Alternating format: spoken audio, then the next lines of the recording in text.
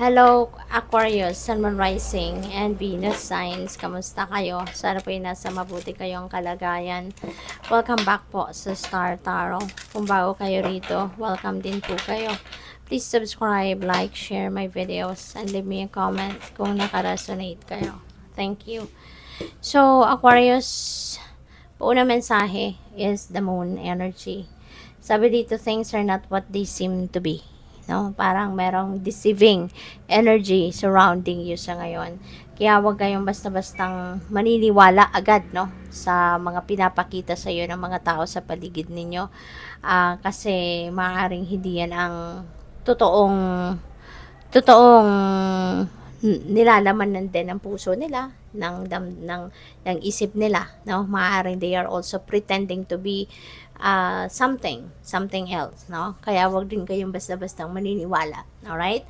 At may mga pangyayari din, ano, sa buhay ninyo rito na po pwedeng mga, alam mo yun, yung may mga tao na maaaring dumating sa buhay ninyo sa ngayon na mga pretentious ba, no? Mga nagpe-pretend to be someone else, no? Yung ganon. Or magpe-pretend na mabait pero ang totoo hindi naman, no? Yung mga ganon ba. Kaya dito parang ang daming deceptive people or deceptive energy na nakapaligid or magiging nandyan sa paligid ninyo. Kaya mag-iingat po kayo. Okay? So, what else? We have Ace of Cups, which is really beautiful energy. Ace of Cups is a new beginning. At saka yung Ace of Cups na to, this signifies that there are going to be like siksik-liglig umaapaw, no, na biyaya na po pwedeng dumating sa buhay ninyo, Aquarius. Kaya this is really beautiful. At this is something, no, na magdudulot ng iba yung saya sa inyo. This is something na magbibigay ng kilig din sa inyo, sa tuwa, yung ganon, no? At possible then, no, Aquarius, na kayo ay you will be filled with joy and happiness talaga with these blessings na paparating. At ang maganda rin dito, kasi yung blessings na to na dadating sa inyo, it's going to be more than enough para sa kailangan mo. 'Di ba? Binibigyan ka ng universe dito ng pagkakataon to help other people as well. Kaya i-bless ka ng something dito in abundance. Okay? Para you have more than enough para sa sarili mo at sa pamilya mo, para meron kang pang-bigay din sa iba, pang-share din sa iba, no?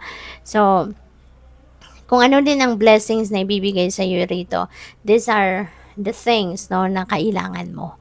Ito yung mga needs mo, no, that will be addressed, no, ng universe. Kaya napaka swerte ninyo, napaka blessed ninyo.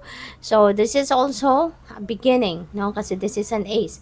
So this could be a beginning of something. This could be a beginning of love. This could be a new relationship. This could be a new this could be a new level of your commitment. Kasi po pwedeng may karelasyon ka na. So po pwedeng ngayon magle-level up na. Baka mai-engage na, magpapakasal na, yung mga ganon. So this could be a new job, no? So depende. This could be a spiritual growth, no? It could be anything. Okay? So what else? We have the Hanged Man.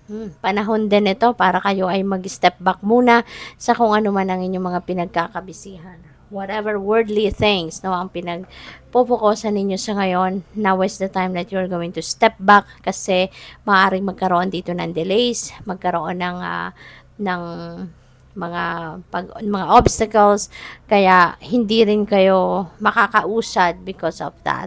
And that is the way of the universe, you know, na para maaya ka, no, na magpahinga, maaya ka na mag-reflect, na mag-introspection, contemplate, yung mga ganon. Kasi there could be something dito na kailangan mong ma-realize. There could be something dito na kailangan mong matutunan or malaman or madiskubre. But kung busy ka, kung lagi kang may ginagawa, walang chance, no, na walang chance na ma-realize mo ito, walang chance na maiisip mo ang mga ito. Kaya, yun ang mangyayari. Magkakaroon ng delays, para tumigil ka muna, at hindi ka muna mag-focus dyan.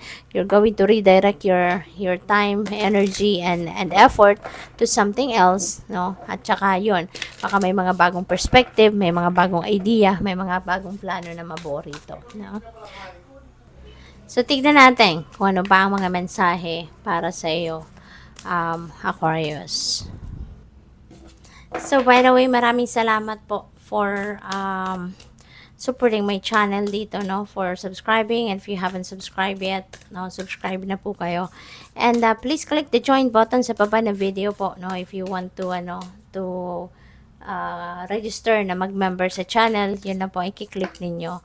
At salamat din sa mga hindi nag-skip ng ads po, no, thank you for your support sa channel. So, we have Desert Passage, Truth, Trust, there's a divine plan. Okay? Magtiwala kayo na lahat tayo mayroong kanya-kanyang plano ang universe para sa atin. Okay? So, all you need to do is to trust it. At kasi siguro may mga sitwasyon dito sa buhay ng iba sa inyo, Aquarius, na maybe it's not happening, no? According to kung ano man yung gusto ninyo, 'di ba? So, kaya maaaring na papansin ninyo or siguro na nanonotice ninyo, no, na teka lang, 'di ba? Bakit ganito? Hindi ito yung gusto ko, 'di ba? Parang ganon.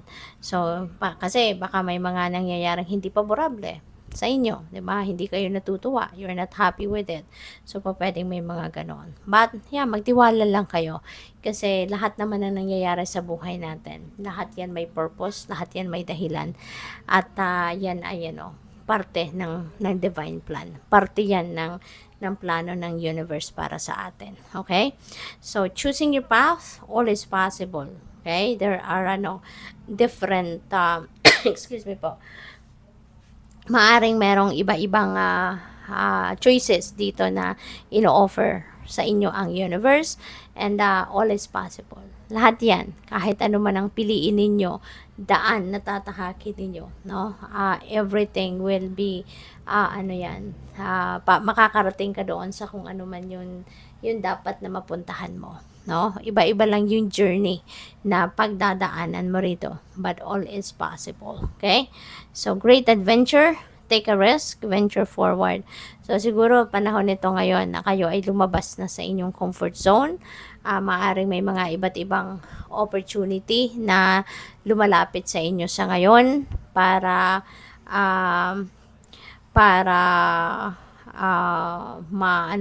ma-entice ka na panahon na para sumubok ng mga bagong sitwasyon, panahon na para mag-explore, in order for you to grow, in order for you to thrive, and to evolve as a person.